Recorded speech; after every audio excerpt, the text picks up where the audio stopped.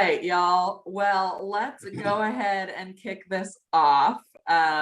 We're gonna get started pretty quickly here because one of our storytellers, Erin, who you will hear from first, does have to hop off to win a national cooperative award, which is very exciting. So we want to give her time to tell her story and then set her free into the world to accept awards for the work that she's doing. So very exciting. So good afternoon. Thank you everybody for joining us for AfterWords, which is United Way of the Greater Triangle's very first live storytelling event.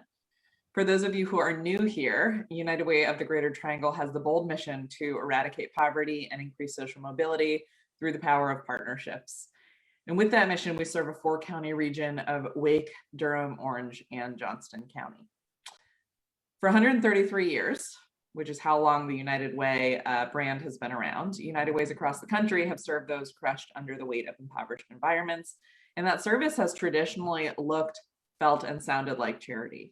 And we recognize that the next 133 years deserve more. And that's why we're shifting our focus to justice-oriented solutions that attack the root causes and don't just deal with the effects of poverty.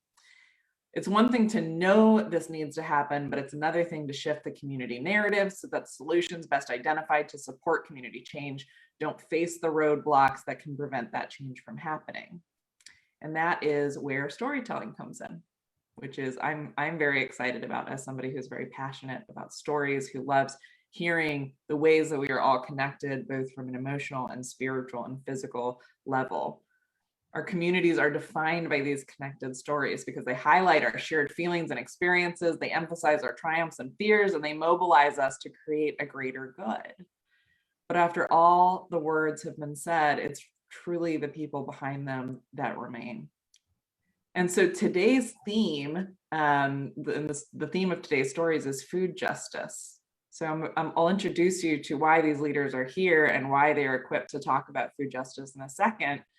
But for those who aren't familiar with the term, it describes a grassroots initiative to create solutions to food insecurity and economic pressures that prevent access to healthy, nutritious, and culturally appropriate food. So you're going to hear today from 3 leaders at the forefront of food justice locally. But before we do, we also recognize we need to understand the injustice of hunger, and that's something that I've been thinking about since I was young. And so if you don't mind, for a second, I'll share my own story. So I grew up in a small town in Florida that's best known as being home to PGA golfers. And if that doesn't sound familiar to any non-golf enthusiasts in the crowd, and I know Ron is a golf enthusiast, so he gets it, but it's where Tiger Woods hid out on his yacht following his cheating scandal a few years ago. Unlike Tiger Woods, very exciting world I lived in back then. Unlike Tiger Woods, I lived a sheltered life in the suburbs, and we have a super cute saying where I'm from. And that saying is, I live where you vacation. Just let that sink in for a moment, the weight of that. And while I didn't come from money, I was protected from the visuals of injustice by that not in my backyard mentality that lived just below the swampy surface of Florida. So growing up, my mom and I had a weekly ritual that we called date night. And I know might not be easy to determine the definition based on that, but let me set the scene here. She would take me out on a date so that I didn't grow up resenting her for any parenting mistakes she made. It was really a win-win in my book. So one of these date nights, we're sitting at Ruby Tuesdays, and I am eyeing that salad bar like I live in a crazy desert. I'm probably 8 years old at this point. I'm kind of bobbing my head left and right, trying to scope out every ingredient that I'm going to pile into that tiny plate that they give you. Like they can't afford a bigger plate for you so that you can get more at one time. They really just keep you to that small plate. And suddenly there is a trench coat in my way. And this trench coat is attached to a man, and the man is also eyeing a salad bar, but where I've got my eyes set on like the little tiny cucumbers, it's almost like he's seeing a memory. And I remember this so distinctly, despite it being so long ago. And where I'm ready to like hop up and grab those salad tongs, it's like he looks sad, like he already knows that he won't. And the funny thing about this story, when I remember it, is that I couldn't tell you what I ate that night, and I couldn't tell you what my mom and I talked about, whether she told me, whether she imparted any words of wisdom, whether we hugged at the end of the night, although I'm sure we did because we're a very touchy-feely family. But I can tell you that her actions set the stage for where I am today. Because when she was ready for the check, she ordered a cheeseburger to go. And before you get any ideas about my mom, let me just paint a picture here. She is not an exceptionally hungry woman. She's about 5'0". And she was raised on the religious guilt that comes from internalizing problems that are inherently not your own. So she was always quite full of that guilt. And also, just doesn't eat a lot because of her short stature. So, but she was buying a meal for the trench coat, for those eyes that I saw, for the man that she recognized as being hungry when I was too young to understand what was happening. And that was the first time I had seen real hunger in person. And I didn't truly understand what it meant to help someone until she was handing him the bag and asking him, "Are you okay? Can I call someone for you?" And so the three stories you're about to hear today come from three leaders who have done way more than ask if there's someone to call. They've organized systems and structures and communities that plant the seeds for the eradication of hunger for future generations. So without further ado, I'd like to ask you to join me in welcoming our first speaker to the virtual stage. Erin is the board chair. Erin Dale Byrd is to give her full name, is the board chair of the Fertile Ground Food Cooperative, which is a group of residents, leaders, and visionaries on a mission to establish a multi-stakeholder grocery store and community gathering space that increases access to healthy and affordable food and serves as a community and cultural center in Southeast Raleigh. When asked, she says her deepest passion is to build a cooperative economy where her people can own their own labor and live their purpose. And to that mission, she brings a rich understanding of creating cultural and community power for transformative change. Erin, the virtual floor is yours. Oh, good afternoon. Thank you so much for taking the time to hear our stories. And thank you to Triangle United Way for the opportunity to share them in this platform. I'm Erin Dale, and I live in Raleigh. I moved to North Carolina about 20 years ago.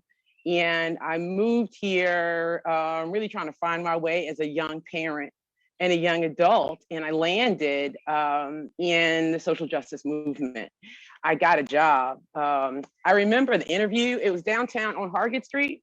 Their building is still there. They've got actually beautifully sort of a Black community market in the space now, but above it, I had this interview. It was me and Pearl Berlin, may she rest in peace, from Greensboro, and Tom Colson from Asheville. These were old, forgive me for saying this, but elderly white people who I had no relationship with. And we sit in the circle and they interviewed me for my first job coordinating a coalition, this campaign finance reform coalition, the whole fight around money and politics. I have always felt like we needed more people that looked like me and sounded like me in governance, like running for office. More people from everyday experiences, like the clerk at the grocery store, for instance, or the guy at the gas station. These people with real lived experiences that know what struggle is. They're the ones that should be making laws that improve our circumstances. So this job was one that trying to create a public way for people to be able to run for office. Now, there does not exist that still to this day. Right now, we have judicial public financing, or the one when I was a campaign coordinator was to win, judicial public financing. I forgot it had been undermined by the legislature and gutted. But all of those years of work, right? So that judges could run for office off of public money. This question of governance, everyday people being able to feel like a part of the system that we live in and have the opportunity to lead, have the opportunity to participate, have the opportunity to feel their voices heard. There's this research by an organization, it's called Topos, and it's done research all around the country on the role of government. And what they found is that everyday citizens basically feel like, subjects to a tyrannical regime. They don't feel like agents of change. Can you imagine that? No matter what your race is or how much money you have, you feel like you can't affect change. People feel stymied, a sense of hopelessness. And I'm very familiar with the sense of hopelessness because I watch the news every night, and as the mother of two boys, I watch the news every night. As the mother of two Black boys, I watch the news every night, and I struggle, I struggle to understand why they don't see us as human beings, and why so many of us die, by police violence and such, and why they don't see our dignity. It's the same question of food. This idea that some people deserve to eat well and others don't. That some people deserve a job that pays them a decent wage with dignity, and some people don't. That's not a real thing, but we treat each other like that's a real thing. And so I fell in love with the cooperative movement because it offered me a way to build belonging with other people and to share power equitably and to practice governance in a way that all the people involved in the organization could equally have a chance to govern, could equally have a chance to have their voice heard, and to build an organization that was like really committed to that. Not only to access healthy and affordable food, not only to build belonging, not only to build dignity in the workplace, but to show Raleigh, to show Southeast Raleigh, that we could build enterprises together that grow community belonging and connectedness and power and transform conditions from the inside out. I think that all the years of working, from 2000, so many campaigns, so many marches, so many press conferences I've spoken at, a lot of meetings, so many meetings. I even have a meeting poem, I fear I may meet my life away. I spend so much time meeting, I meet every day. I have all of these years of experience, and I give thanks to the many people that supported me in the work, the elders and the people that I have learned from. But in all of the work that I did for many years, I'm fighting this system for justice. You're fighting against racism, you're fighting against capitalism, or fighting for representation. And I think that now I've just decided that while that fight is really important and people have to do it, I want to build the new way. I want to build the new way, y'all, I want to build the new world. I want to be a bridge builder and a map builder of the new world with folks. And cooperatives offer a way for us to build organizations in a structure where we share the power, not where we pretend that we have union and we make all the decisions up here and then tell people what the decisions are down here. No, no, no. In a cooperative, we're together trying to figure these questions out, eye to eye, and build and practice governance and build and practice equity, creation and opportunity together. And there's just no better way for me. And I invite you to learn a little bit about Fertile Ground. I invite you to learn about the history of the cooperative movement. I invite you to learn about the work that we're trying to do to create this community-owned grocery store and cultural center. I really want to see all the babies in the community shopping out front in the parking lot, playing around, in the grass. I really want to see our families eating there. I really want to see us pushing shopping carts through the aisles. But what I most want to see is building systems that change people's lives and give them access to resources and access to jobs and access to food and to perpetuity in ways that they own. Not just as consumers, but as owners and builders of the new world. Thank you very much. Thank you so much, Erin. I appreciate that. I find the idea of a co-op so fascinating. The idea of building belonging, building a new way, creating that shared power. And I'm curious, have you seen that cooperative movement take off anywhere else in the Triangle, or is this something that you guys are really trying to build from the ground up? The Weaver Street's in downtown Raleigh, and that's a cooperative. And so we have a big history of cooperatives in North Carolina already. And I've seen recently, though, really excited the last few days, the Gem City Cooperative in Dayton, Ohio has opened, and that's a Black-run co-op. And so watching them, the entire community build the store, watching them move the shopping carts through the store in the images on Facebook, and just listening to their stories and learning from their work, that's been pretty inspirational. Amazing. And one more question for you before you go, where do you personally take inspiration from? You talked a little bit about your sons, and you talk about the news, and you talk about the community. What is your biggest source? There's a statement by Mary Hooks. It's called The Mandate. And it says that the mandate for Black people in this time is to avenge the suffering of our ancestors, to be worthy of the respect of future generations, and to be willing to be transformed in the service of the word. I would say that is where I draw my deepest inspiration. This idea that the history of the US, which I won't go into, pretty ruthless history, that this is a time for repair and reclaiming. And so I draw a lot of inspiration in wanting to see the future where Black people and all people can really live in their dignity, like I said, and live in their honor and in their purpose, not be wage laborers, not have to have the types of struggles that we do in this. This is actually not normal, like the 7-day work week where you grind people from night to day and suck all of the money out of their pockets. This is actually not the way that it has to be. It's the way that our country allows it to be. And I think that understanding that it's a decision, like it's a political decision that people are making to allow these systems to play out in people's lives like this, and that they can be fought and undone and remade in other images. Like that to me inspires me. Like I would say, the last thing I'll say is I absolutely cannot tolerate what exists. I absolutely cannot tolerate it. And I think folks might be able to talk a little bit about what it feels like. Like I'm that one. I'm that one. I'm done. I'm completely finished. And so because of that, I'm just, I think my inspiration, it comes in my DNA from my ancestors. I've got hundreds of years of inspiration. It's amazing. Thank you.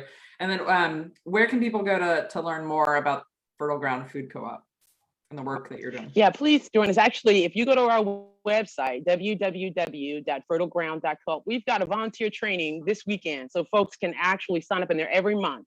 We do volunteer trainings and orientations because our deepest, desire is to grow our membership and to grow belonging in our membership. So folks can really learn a lot actually this Saturday or any month, and feel free to sign up on our website. You get our newsletters.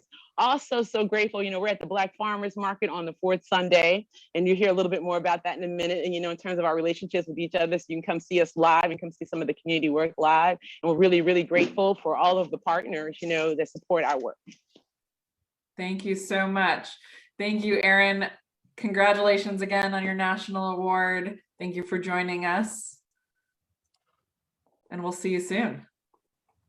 Thank you so much for having me. And I'm honored, and I'll stay a little while to listen a little bit long to you all stories. And thank you just so much for having me. Fabulous. Stay as long as you can, please.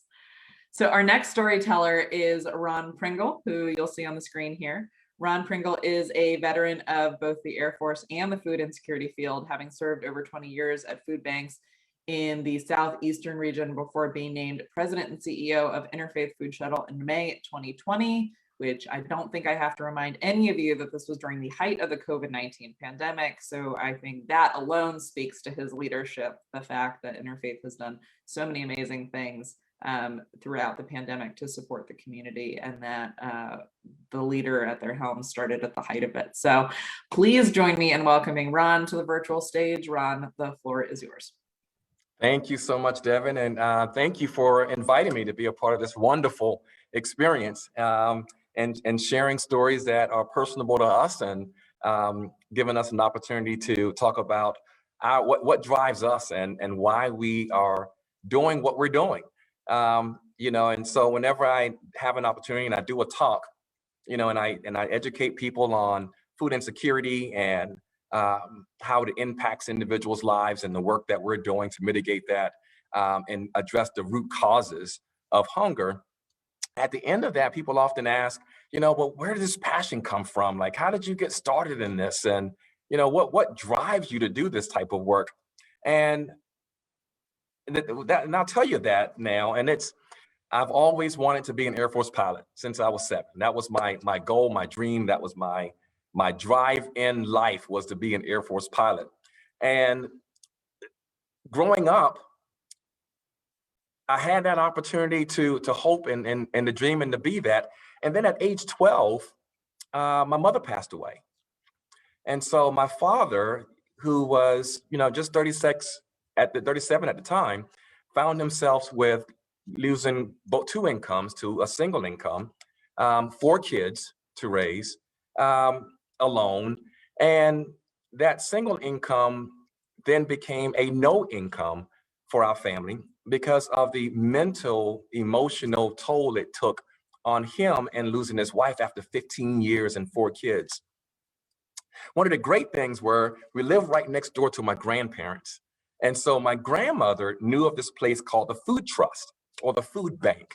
And she and I were getting my grandfather's red and white Cheyenne pickup truck, and we would drive down to the food bank and pick up food for the entire neighborhood. So there will be several families in the neighborhood that once we got back, we'll start going around and passing this food out and passing this food around. And we got to take this food home with us as well. And so growing up, I ate great. The boxes were a little dented, but I ate meals, veal tortilla Alfredo, is what I grew up on. And I know it sounds fancy, but it's just some noodles in a bag that you kind of boil and pour some sauce on it, But to me, I was really eating well growing up. So I had an opportunity to continue my hope, to continue my dream. And I signed up for the United States Air Force at 16 years old. I left home at 17 on a waiver that my dad signed so I can get in. Went in to take my physicals and get all my initial tests done, and found out I was colorblind. And the young lady looked at me and said, "Well, what do you want to do?" I said, "I'm going to be a pilot." She was like, "Not in these United States Air Force." So needless to say, my hopes and my dreams after all these many, many years were crushed because I knew I wasn't going to be a pilot. But I went on to serve my country as a chaplain's assistant, and it was an amazing time. And I'm grateful for that pathway and journey that it put me on, because it really was setting me up for what was next. And many, many years later, after I came home, I heard about an opportunity at a food bank. And so I went and I applied and talked to a young man there named by Archie McCree that looked at me and said, "You know what? We got an opening in our warehouse and I'm going to give you a shot. I'm going to give you an opportunity." And he gave me my first opportunity more than 20 years ago to work at a local food bank. And so while I was working there, working in the warehouse, we're bringing in food, we're giving out food. I appreciated what we were doing, but it really didn't connect with me until one day I went on a meeting with Archie at a presentation. And he was out talking to a group of Rotary members, and he was talking about and sharing a story with them about a family that had a single income. The parent had kids that they were trying to take care of, and how difficult it was to make ends meet, and how important it was for food to be on the shelf at the food bank so that it can be available to them. And in that moment and hearing him in that presentation, I realized, wait a second, he was talking about me. That was my situation. And here it is, 13, 14 years later, this is the same man that gave me my opportunity. As a nonprofit leader, it made me realize that you have to have that vision to be able to see generations down the road. You have to be able to have that long vision so you can understand and appreciate why it's so important for you to do the work today, because you never know what the effects are going to have generations down the road. So it was almost like that moment in my life where that torch was passed, and it became my responsibility to speak on behalf of the children that I may or may not ever meet. But during that time, I had an opportunity to say, thank you for giving me an opportunity. Thank you for passing this responsibility on to me. And so it became my life's work then to make sure that I was doing my part. And I've spent the better half of 20 years working, trying to pay him back for the single opportunity that he's given me. And so for the children that I may never, ever get to see, I am telling their story. I'm telling their parents' story, simply so that when they come to the food bank, food is on the shelf. And that child can hope, that child can dream, that child can enjoy their childhood because food is not an issue. Food is not a barrier. So they can hope, they can dream, they can grow up and become that Air Force pilot.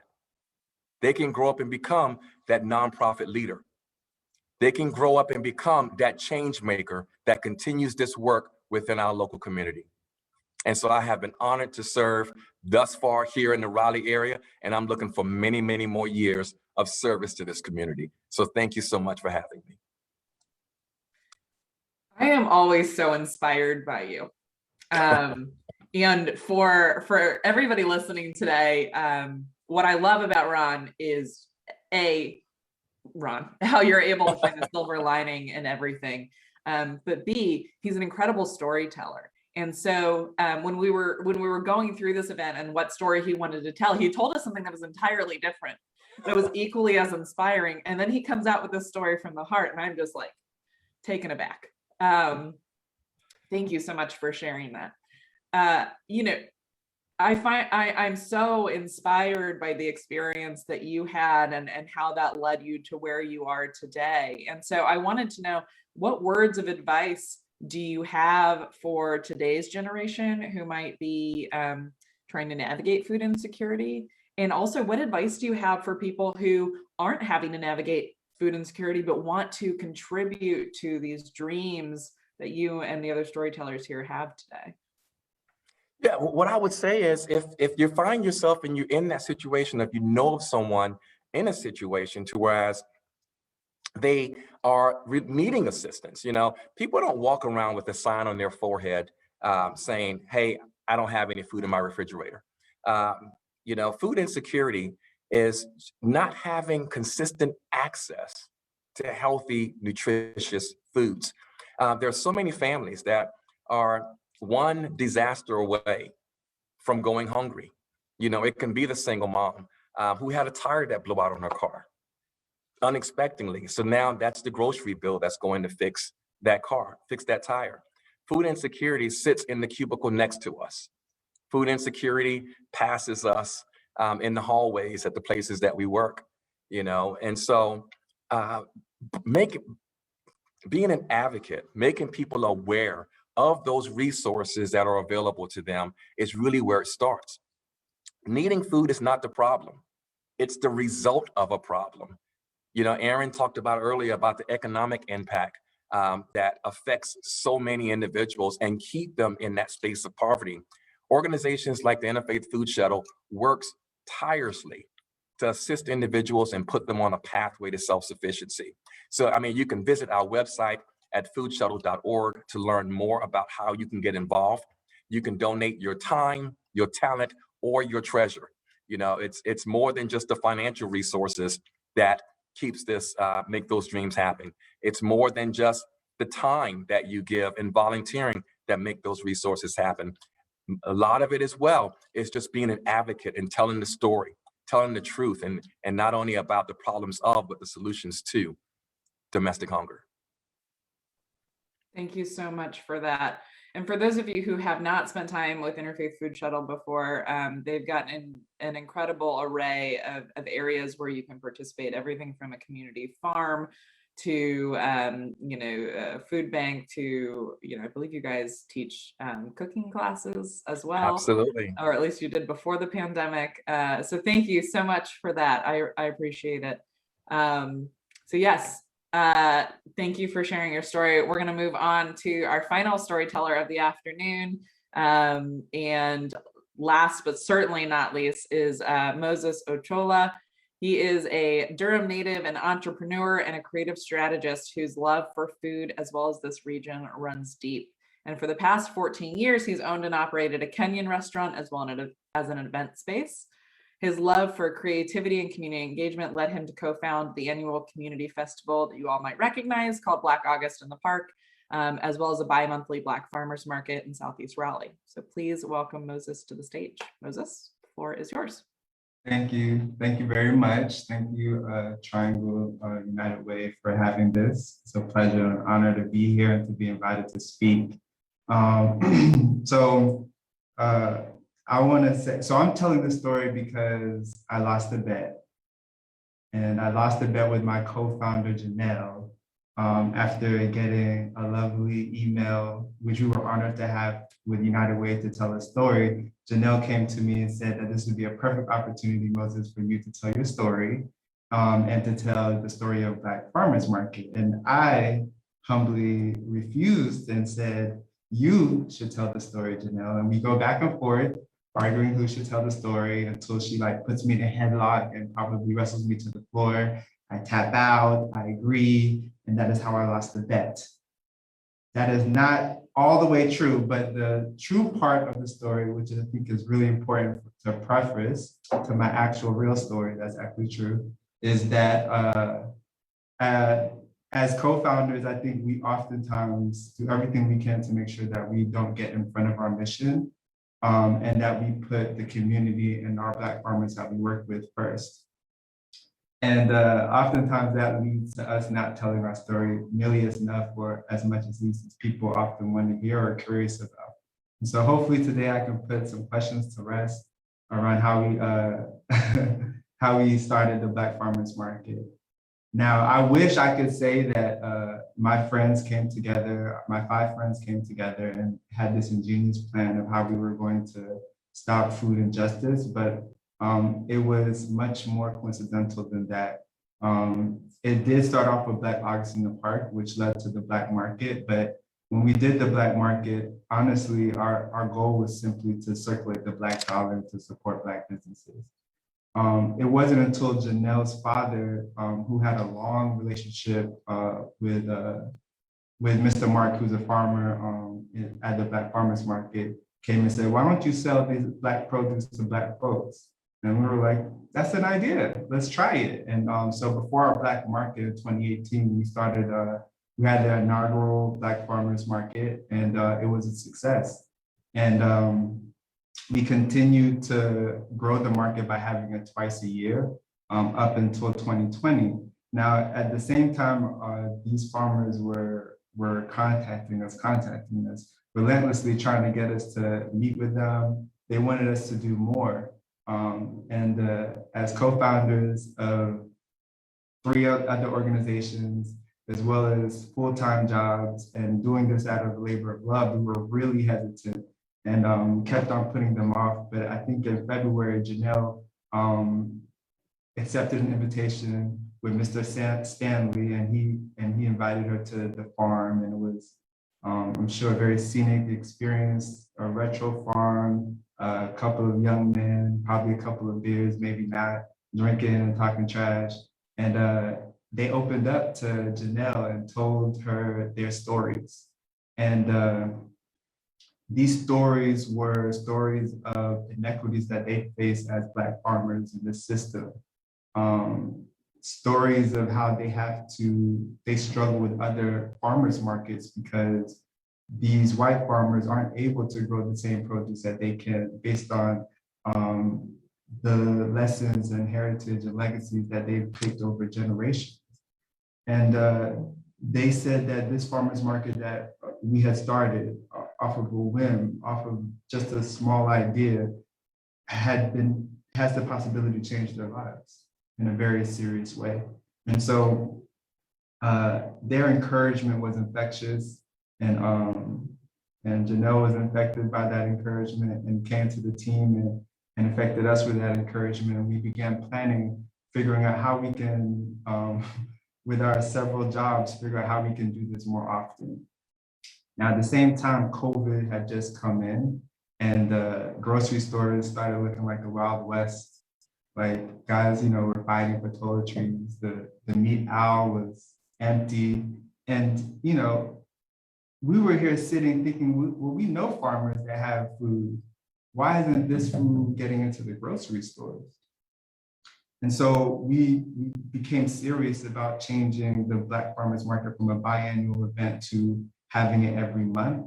Through that motivation, we worked to get the market up and running within that next, I think, month and a half. But COVID had different plans.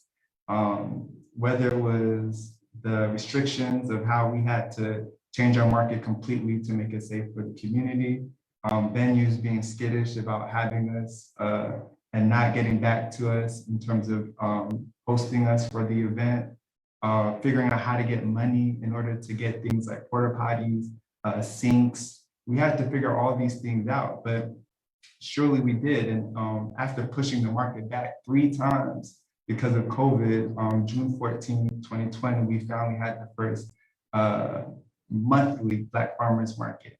And I remember the night before going to the market, just kind of feeling sick in my stomach, like nervous, and really not because of out of concern of like the team and what we were doing, but more so for the farmers and in hopes that the community would come out and support them. I mean, these are people who they have to kind of sit back and as they're growing, see how these grocery stores are not coming to them to support them, to buy their produce or meats. And I wanted to make sure that we succeeded in helping support them and bringing the community out, these pillars of our community. And you know, surely the day came, 8 a.m., start there, you know, volunteering, working with volunteers to help set up the market. And I remember it being maybe 2 hours out before we officially opened, and Clash, the market manager at the time, yells at me and tells me, "Moses, come," and points to the entrance. And you know, I'm running, thinking about thousands of things that I have to do, and I get to the entrance and poke my head out, and my jaw drops. I can't see the end of the line, and it's wrapped around the corner. I quickly grab some water and I run to the line. I start handing out waters, thanking everybody that I can. Thank you for coming. Thank you so much for supporting us. Thank you for your patience. We'll be open up in an hour. We'll be open up in an hour, and they're thanking me back. They're thanking me back. Thank you for having this. It's beautiful, and this wave of gratitude rushes over me, and it's not because of the success necessarily of the market, which we were honored and happy for, but it was the stories of those Black farmers, the stories that motivated us as a team through COVID, through even threats, through like miscommunications. Like, it motivated us to continue going, to expand this market, which was just audacious at the time, to not just a monthly event, but a monthly event in 2 different cities. And I think that, you know, this story, again, is not to tell, it's not a story of the co-founders and what we were able to do. I think it's the story of the Black farmers and how just 6 generations ago, Black folks were tilling American soil and feeding every single person in America through blood, sweat, and tears. And to see where we are today, what started off as a small idea to help Black farmers has turned into a movement, a calling, a mission that went from paying Black farmers to inspiring communities to support and protect Black farmers and entrepreneurs. And I'm honored to be part of that movement with the Black farmers we're working with and with the team that I have. Thank you. Thank you so much. What an inspiration you all are, and what an inspiration that story was. I've been following the success of the Black Farmers Market, you know, since you all launched, and I just think it is such an incredible idea, and to see the community rally around the implementation of the idea is just so exciting. And it's also, you know, as I was listening to the story, I was thinking about, you know, it's not, the idea of farm to table has become such an elitist term, where when you think of farm to table, you think of fancy, you think of nice restaurants, but you guys are redefining what farm to table means, literally bringing good food from great farmers, great food from great farmers, if you will, to a community that is eager for it. and eliminating the barriers between, so that there doesn't need to be a fancy restaurant for you to get this great food from great farmers. And you told us a lot about what this experience has been like for the farmers, and you shared a little bit about how the community has reacted, but what else have you heard from the community, like, as you have these markets? Is there anything there you can tell us? Yeah, I mean, I think, so it's interesting. We've heard a lot of things from the community, and all of things, I think, first, just gratitude from the community. But I think one of the things as stewards of this engagement and creating space that we've had to struggle with is making sure that as we create space for these Black farmers, that we're consciously and intentionally making sure that the space is a Black space. And so I think one of the things that we've always been making sure we've kept a close ear on the street and eye out for making sure people feel welcome from all parts of the community. We've been very strategic in making sure our markets are in places where there are food apartheids, and making sure that we do exactly what you said with the farm to table dinner with farmers markets, that this isn't eating healthy and having fresh food doesn't have to be a elitist thing. This is not something that should be just for a certain group of people. It's universal. Food is universal.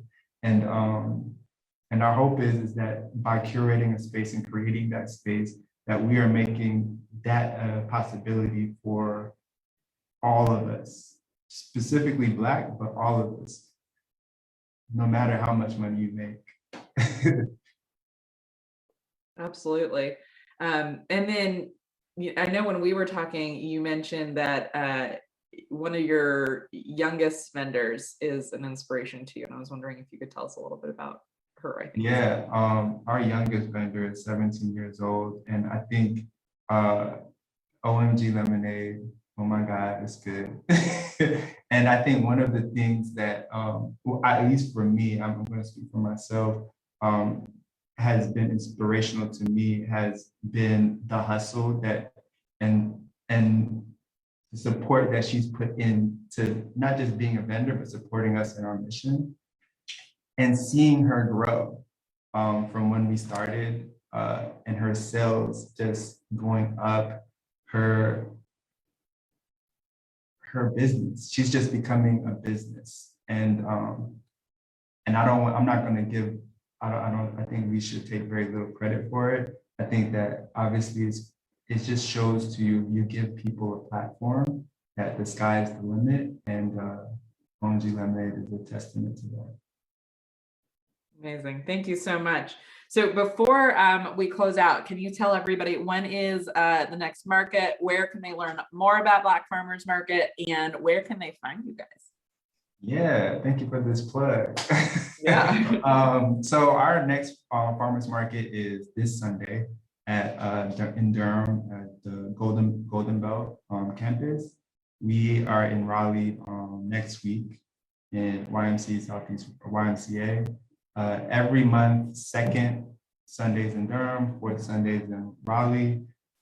You can find out about us on IG via Black Farmers Market NC. You can also go to our website, blackfarmersmkt.com. I want to sign off also by saying that right now we're going through a shortage of chicken. And I know several farmers that have chicken. And so if you need chicken, come to the Black Farmers Market. There's more than enough chicken to go around. We'll be more than happy to supply you. Outside of that, please continue to support us. We're in the process of becoming a nonprofit. We hope to be one by the end of the year, but until time, we are completely dependent and always being dependent on community support through donations. You can become a member to help continue to support the market for just $70 as an annual fee. You get several gifts every month and discounts as well. So yeah, thank you. And thank you, United Way, for having this platform for us and others to share our stories. Thank you all, and to Erin too, who had to hop off. This will certainly not be the last time that we host a live storytelling event. I don't know about everybody else, but I am inspired by the work that you guys are doing, the stories that you shared, and I really appreciate you coming here today. And to everybody in the audience, I want you to know that when you support, whether you support or the organizations like theirs directly, or whether you support United Way, you're supporting long-term systemic change. And that is so important for the long-term stabilization and strength of our community. We are only as strong as the neighbors next to us. And if we can continue to strengthen each other through the work that we're doing, it can only lead to wonderful things. So if you're interested in learning more about United Way of the Greater Triangle and our mission to eradicate poverty and increase social mobility through the power of partnerships, you can go to unitedwaytriangle.org, or you can find us on most social media platforms as UW Triangle. So with that, I will leave you all to your Fridays, and I hope you guys have a great weekend. Thank you so much. Thank you.